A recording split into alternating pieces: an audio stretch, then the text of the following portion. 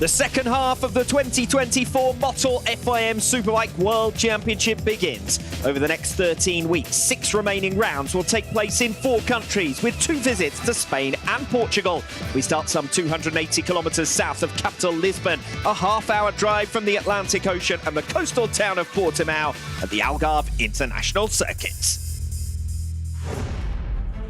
The Pirelli Portuguese round was first staged in Estoril in 1988 and 93, but moved to the then newly constructed venue here in 2008. Aside from 2016, it's been an ever-present since, holding no less than 35 races, its unique spectacular drops and high-speed blind corners making it a favourite with riders and fans alike. The 3 heaviest braking zone on the circuit are all in the early stages of the 4.6-kilometre lap, most famously Turn 1 on the brakes for 275 metres down a 12% slope to the previously out-of-sight apex. The slowest corner on the circuit, Turn 3, is unspectacular, but thrills and spills are always guaranteed at the incident hotspot of Turn 5, another blind corner, cambered and bumpy, downhill braking before turning onto the cold left side of the tyre. Then climbing almost 12 metres to turns 10 and 11, eyes skyward into the double right-hander. Other than that, the last real overtaking opportunity is the run off the final turn. The race lap record of 1 minute 39.8, set on the Supersoft X tyre in the Superpole race last year.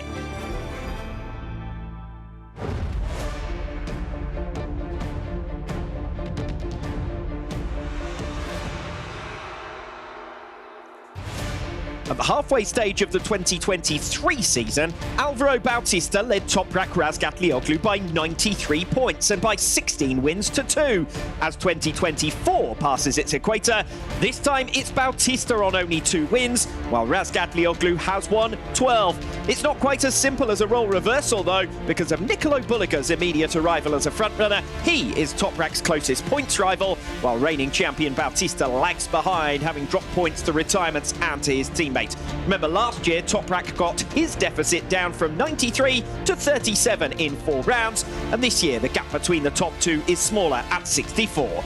But Steve English alongside me, for all his consistency, Bulliga has not yet gone toe-to-toe with Toprak and won, and most importantly, mistakes for the 2021 world champion are few and far between.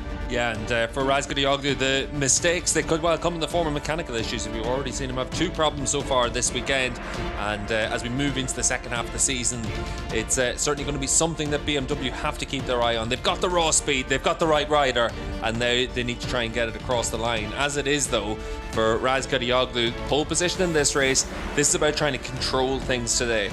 Nicolo Bulliga, top scorer at the season-opening Australian round, and his teammate Álvaro Bautista was highest scorer at the Dutch round in April. But otherwise, it's been one-way traffic in 2024. Toprak Razgatlioglu conceded 23 points to Nicolo Bulliga in Phillip Island, but has been the man to beat since the series arrived in Europe in March. And aside from a bit of a blip in the Superpole race in Assen, he's hardly put a foot wrong. Bulliga dropped major points on Saturday afternoons at Donington Park and Most. 20 points lost at the UK round and 23 lost at the Czech round. The only changes to the top 10 last time out were Remy Gardner passing Danilo Petrucci for 7th after Petrucci's race to retirement, and Jonathan Rea moving 10th overall as he continues to recover from his early season struggles. Yeah, Rea up there in the 3rd row of the grid for this one as well, so keep an eye out for the number 65. You can see the changing conditions here in Portimao as well. The pit straight under the shadow of the giant grandstand here, and the track temperature does change quite a bit, but more than anything else, it's the wind that picks up around 6 o'clock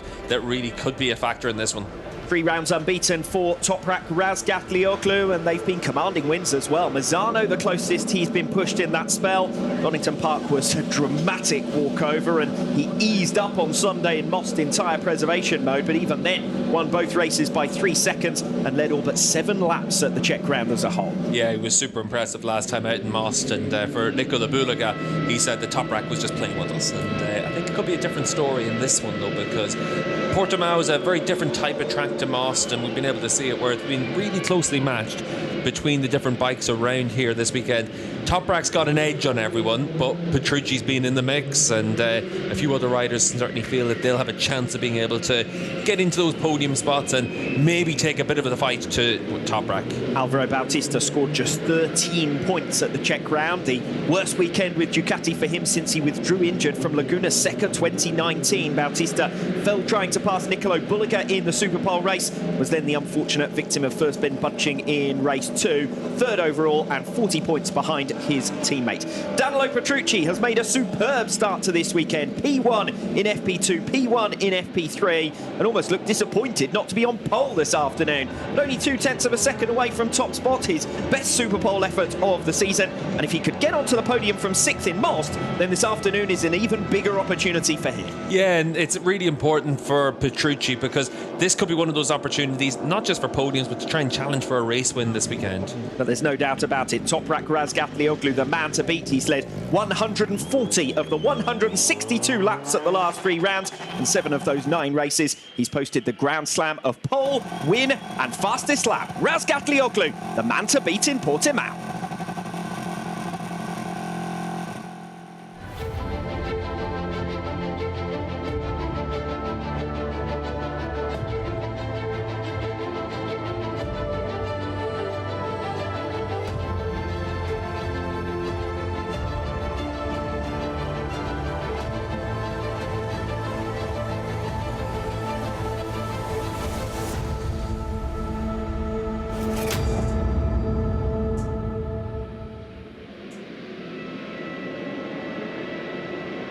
For a 4th consecutive round, Toprak Razgatlioglu starts from pole position, his first in Portimao since his 2021 title-winning campaign.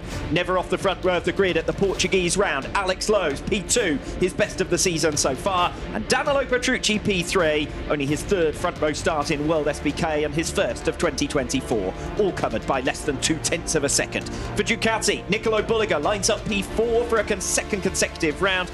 Alvaro Bautista remains without a front row start this season, and Andrea Iannone qualifies only P15. Meanwhile, 2 incidents for Iker Lecuona leave him at the very back of the grids. And for Lecuona, he's had good speed this weekend, but those mistakes add up, and this is a track where mistakes can happen. A lot of corners lead one into the next, and it's a technical challenge for all the riders. Lecuona found that out to his cost. So have other riders this weekend. Alvaro Bautista had a crash in yesterday's free practice session up at turn 11, one of the areas where the wind really can catch the bikes and catch the riders out. So it's one of those things that we'll have to keep an eye on throughout the course of this 20-lap race.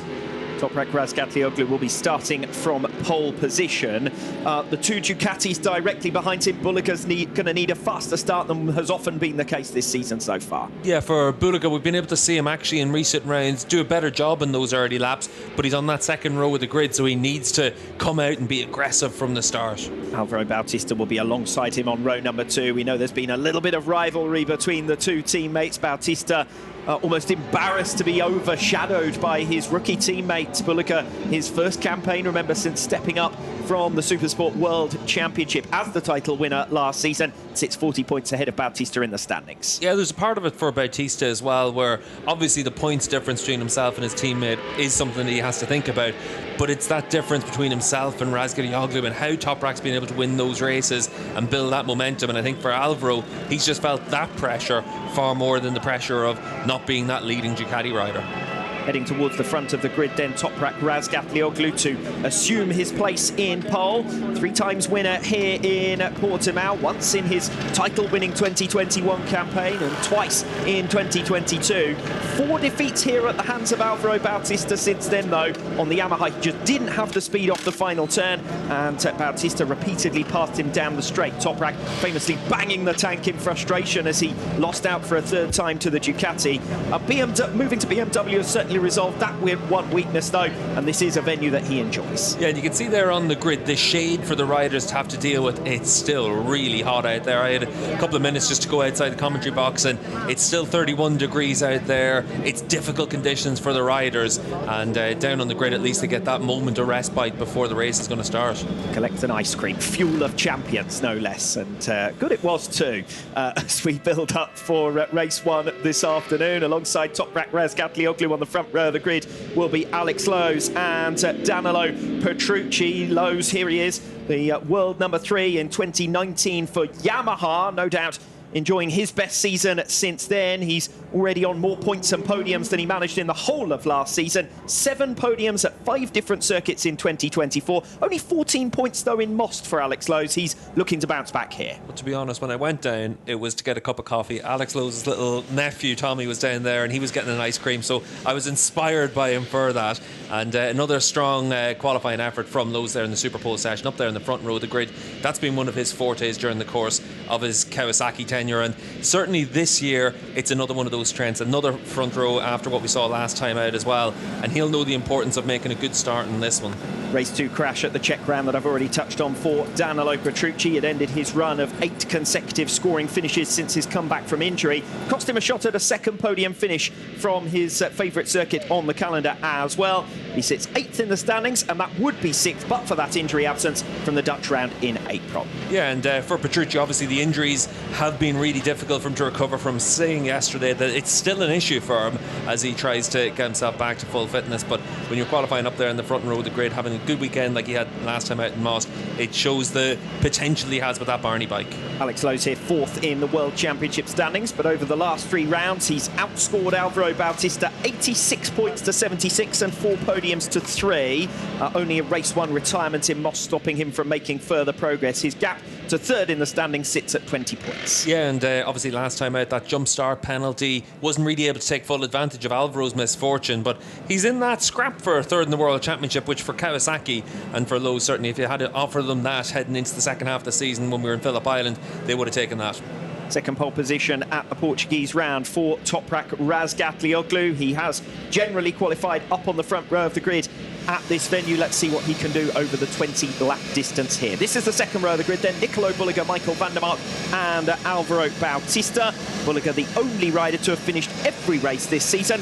Last time out surpassed the record for most consecutive scores on a World SPK debut, beating Bautista's string of 15 in 2019 and Iker Lecuona on 17. Very impressive consistency from Bulliger. The challenge for him now is to make the next step and become a regular race winner. Yeah, and I think that's the big thing for Bulliger. Obviously Ducati, it looks like they're going to keep Bautista for next year. A big part of that is that while Bulliger's been really impressive, they want to see that next step to be able to add to that Phillip Island race 1 success. Michael van der Mark, 100 starts for BMW now under his belt, 3 podiums and 1 win in that spell, and that was of course in the Super Pole race here, the 2021 Portuguese round. He's also had his best round of 2023 here with 17 points. He's beaten that score in 3 of the 6 rounds this season, 9th in 2024 with 13 top 10 finishes in 18 races. Alongside him, Alvaro Bautista picked up a mammoth 31 podiums in each of his 2 title-winning seasons. He's on just 10 at the halfway mark in 2024, having gone the last 5 races without making it onto the rostrum. This evening makes his 188th Superbike start, with which he matches Gregorio Lavilla, second in the all-time rankings for Spain, hoping to ride out his worst ever run with Ducati, Alvaro Bautista. Yeah, and Bautista from that second row of the grid, he can be a factor in this race, and certainly off the line he'll think that there's a good chance to be able to make up a lot of spots and give yourself the chance of being able to not just fight for the podium, but hopefully bring that fight to Razgatlioglu. That completes your second row of the grid. Let's head down then with Kiko Giles.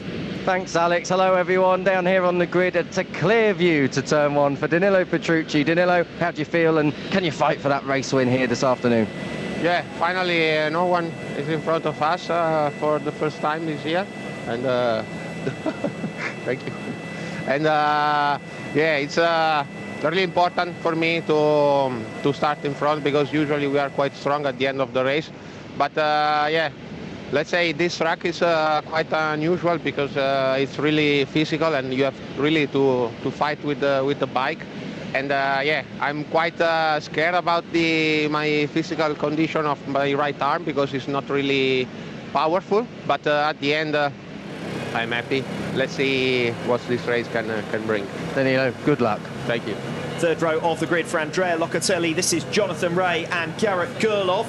Ray, track specialist here in Portimao, made his World SBK debut at the 2008 Portuguese round. He's taken part in all 35 races here, notched 25 podiums and 13 wins. He's only had one victory in the last 9 races in Portimao, with 3 retirements, 3 long years for Ray without a world title. Yeah, the process remains the same. You can see there Ray on the bike, his head on the top of his helmet, focused up, listening to what Fabien Faré has to say.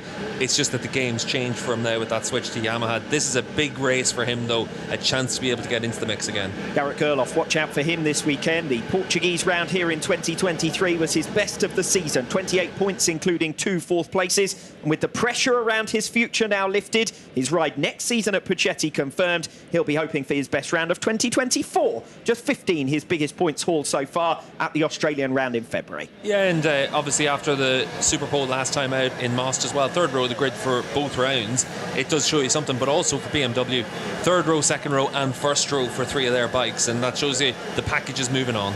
Dominic Egerton, now all-time appearance record holder for Switzerland, having made his 54th start in Most, then travelled to Misano to take part in the Italian Championship's famous night race, making up for his double retirement there in World SBK in June, I suppose, and a handy warm-up following his struggles in Most that yielded just 3 points. Yeah, and for Domi, obviously this is a big pressure point of the season for him as well, making sure that he's got a chance of good results to give himself the chance to stay on that GRT bike for next year. FIM President Jorge Viegas in the centre of the action there, between the 1st and 2nd rows on the grid, and surveying the scene as we prepare for our 20-lap race 1 this afternoon. This is Jonathan Ray's teammate Andrea Locatelli now in position on the grid. He went 14 races without a podium before his 3rd place from race 2 in Most, his longest barren spell since midway through 2022. He's 30 points down compared to this time last year, but he has still scored consistently enough to sit 5th overall, and he's top Yamaha in the standings. Yeah, and that's the consistency that you expect from Locatelli. That's what we've always seen from him on that superbike. But being that lead Yamaha rider, that's important to him. You could see him down there on the grid with his crew chief and Tom O'Kane just giving him that last little bit of advice before the start of this 20-lap race, because this is going to be a race of managing things throughout, because this could be a tough one. Tito Rabat, 50 starts with Kawasaki already under his belt. This will be his 75th start all told.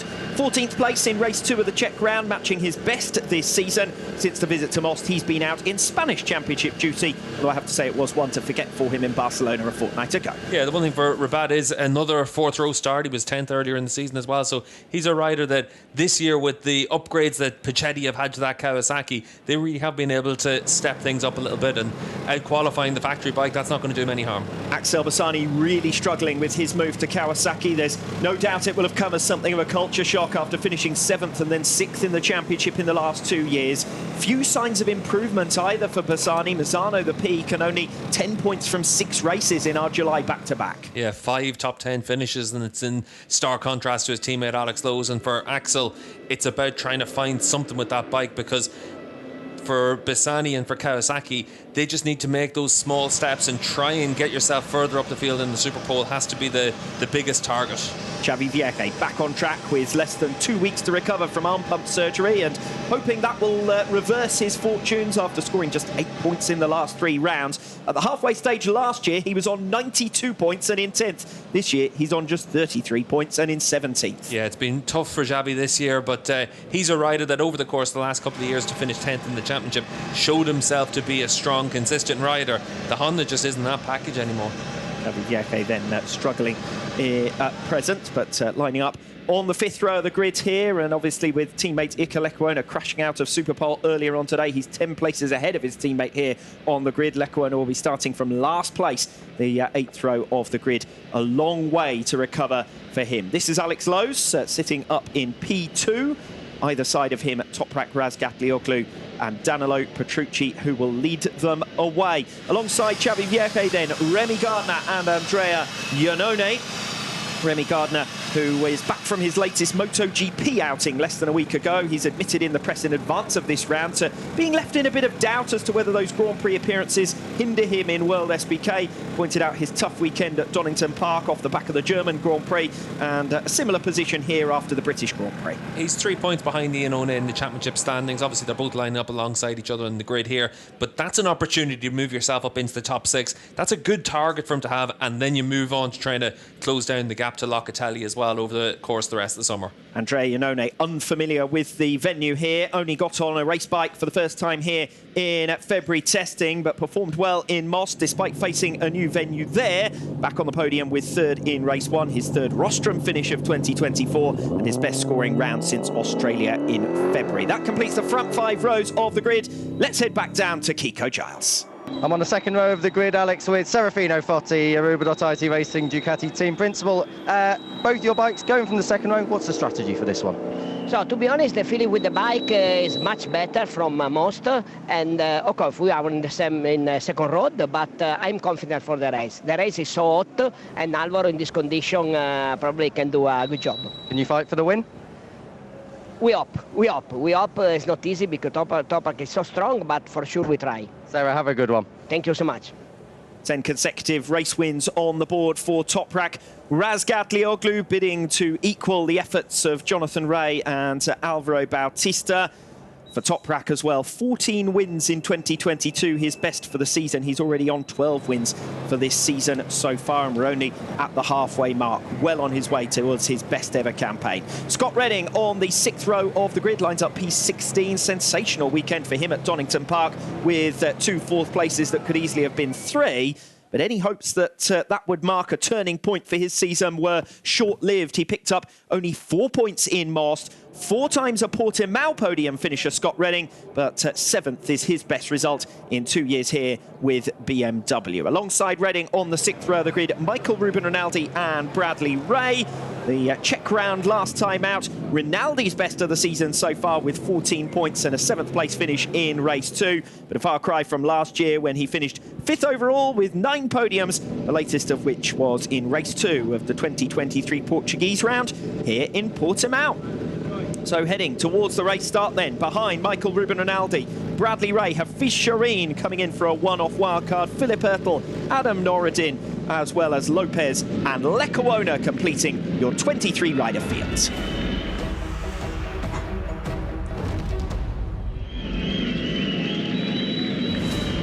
It's about time for our annual half-term report. I'll give Toprak Razgat Lioglu an A-star. What else? Moving to the manufacturer that's been 4th out of 5 for the last 3 years, leaving only his second round with BMW with his first race win and as top scorer, then going on the rampage